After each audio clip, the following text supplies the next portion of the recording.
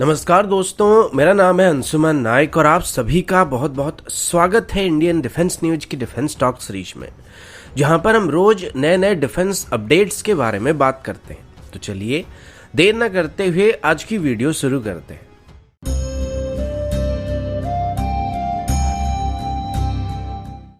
आज की पहली अपडेट पाकिस्तान की तरफ से और ये एक ऐसा खबर है जो कि सुनने में काफी अजीब लगने वाला है, क्योंकि आज से पहले ऐसा होते हुए मैंने कभी नहीं देखा है, जहां पर पाकिस्तान के खिलाफ भारत की तरफ से लिए गए किसी स्टेप को चाइना की तरफ से डायरेक्टली हो या इनडायरेक्टली हो सपोर्ट किया गया।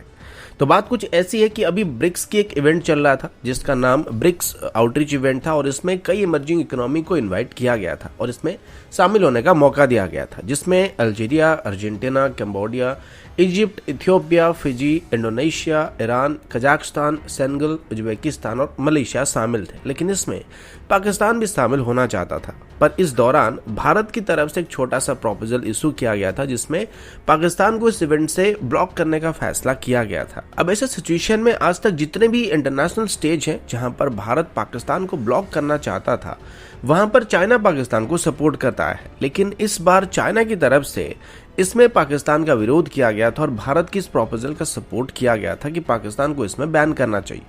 और इसमें टोटल ब्रिक्स कंट्रीज में से रशिया और चाइना की तरफ से भारत का समर्थन किया गया था। और चाइना का ये मानना है कि अभी ब्रिक्स में शामिल होने के लिए पाकिस्तान के पास सफिशिएंट क्वालिफिकेशन नहीं है और चाइना या कोई भी ब्रिक्स कंट्री पाकिस्तान को एक इमर्जिंग इकोनॉमी नहीं मानते हैं। अब इमर्जिंग इकोनॉमी का मतलब ये होता है कि ये देश जो है वो इसका इकोनॉमी धीरे धीरे ग्रो कर रहा है और वो आगे चल के एक बड़ी इकोनॉमी बन सकते हैं और उनका जो इकोनॉमिक कंडीशन है पॉजिटिव डायरेक्शन में जा रहा है। लेकिन पाकिस्तान की हालत ऐसी नहीं है और ये बात खुद चाइना भी स्वीकार कर रहा है कि पाकिस्तान इस लायक नहीं है कि उसको इमर्जिंग इकोनॉमिक कंट्रीज की लिस्ट में शामिल किया जाए। और मेरे हिसाब से अभी यह पाकिस्तान के लिए बहुत बड़ा सदमा होने वाला है, जहां पर उनकी सो कॉल्ड अब्बू जान ने उनका हाथ छोड़ दिया है।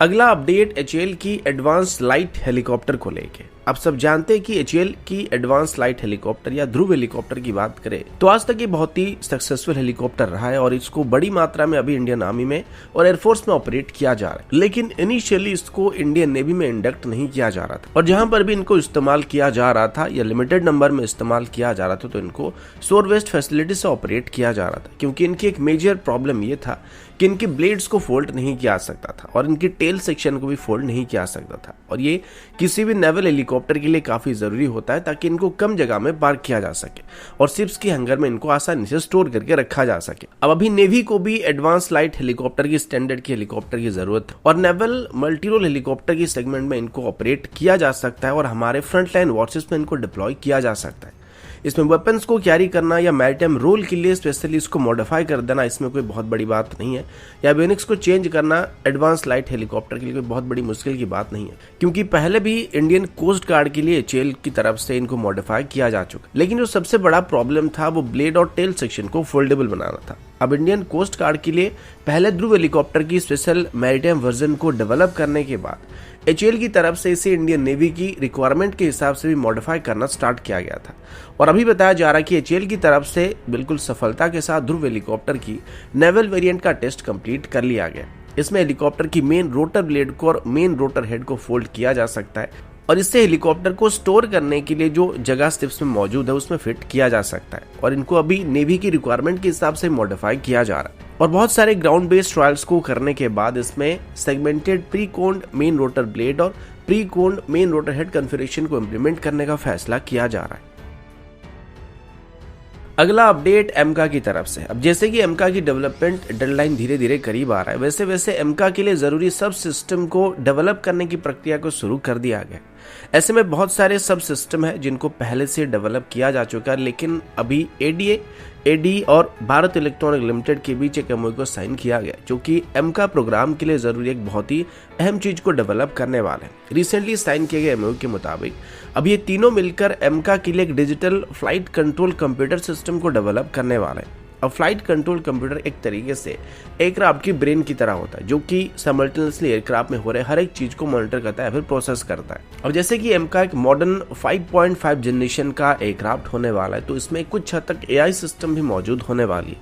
और इसमें जो फ्लाइट कंट्रोल कंप्यूटर होने वाला है वो भी उतना ही ताकतवर होना और फास्ट होना काफ़ी ज़रूरी है, क्योंकि अगर इसमें कोई भी सॉफ्टवेयर या टेक्निकल फॉल्ट सामने आता है या कंप्यूटर किसी भी डाटा को प्रोसेस करने में थोड़ा ज़्यादा समय लेता है या लेट रिस्पॉन्स करता है तो ये एमका के लिए एक नेगेटिव साइड हो सकता है। इस वजह से अभी स्पेशली एमका के लिए एक special digital flight control computer को बनाया जाने वाला है। अभी हमारी तेजस MK1 की बात करें तो उसमें भी एक indigenous digital flight control computer का इस्तेमाल किया जा रहा है, लेकिन तेजस MK1 है और MK2 में इसको अपग्रेड करने का फैसला किया गया। और साथ ही एमका के लिए जो सिस्टम अभी बनाया जाने वाला है वो इनके मुकाबले 10 गुना ज्यादा तेज होने वाला है, यानी इनके मुकाबले 10 गुना ज्यादा इफेक्टिवली डिसीजन को ले सकता है और प्रोसेस को कंप्लीट कर सकता है। इसी साल की शुरुआती दौर में ही एडी की तरफ से बता दिया गया था कि वो अभी 2024 से 2025 के बीच एमका की टेस्ट फ्लाइट को कंप्लीट करने वाला, और इसी बीच वो एमका की प्रोटोटाइप के लिए flight control system, next generation avionics, line replacement unit जैसे सब सिस्टम को डेवलप करना शुरू करने वाले हैं।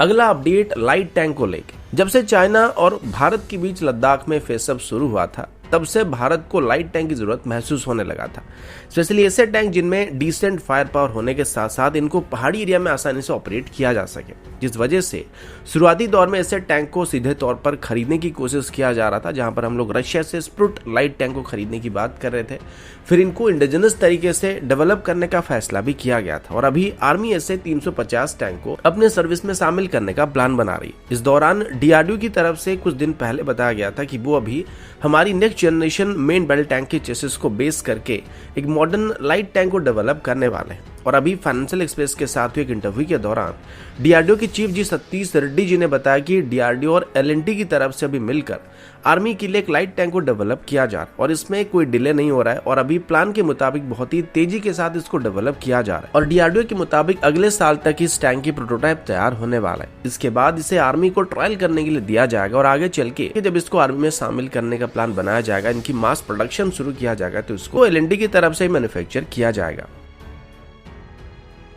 अगला अपडेट भारत और यूके की तरफ से। आप सभी को याद होगा जब यूके के प्राइम मिनिस्टर भारत के गस्त पर आए थे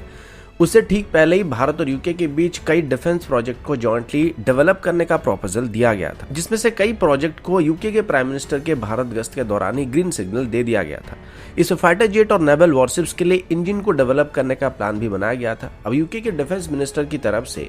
रिसेंटली मीडिया को बताया गया कि वो अभी भारत के साथ इंडस्ट्रियल पार्टनरशिप को बनाने की कोशिश करने वाले हैं, जिसमें मेनली डिफेंस सेक्टर को प्रेफरेंस दिया जाएगा और इसमें एरो इंजन से लेके मरीन इंजन को डेवलप करने की कोशिश की जाएगी और इसमें यूके की तरफ से भारत को मदद किया जाएगा, यानी कि एक इंडिजिनस इंजन को डेवलप करने में यूके भारत को मदद करने वाला है। अभी की बात करें तो अभी भारत के पास जो एरो इंजन का मुद्दा था वो काइंड ऑफ सॉल्व हो चुका है और फ्रांस के साथ मिलकर एक एरो इंजन को डेवलप करने की प्रोसेस को शुरू कर दिया गया, लेकिन अभी भी भारत के पास एक मरीन इंजन मौजूद नहीं है और आज भी हमारे वॉरशिप्स में हम लोग फॉरेन ओरिजिन इंजन का इस्तेमाल कर रहे हैं, जिसमें मैक्सिमम यूक्रेनियन इंजन मौजूद है। और अभी रशिया और यूक्रेन के बीच हुई लड़ाई के बाद इस सेक्टर में भी भारत को सेल्फ डिपेंडेंट होने की जरूरत महसूस होने लगा था।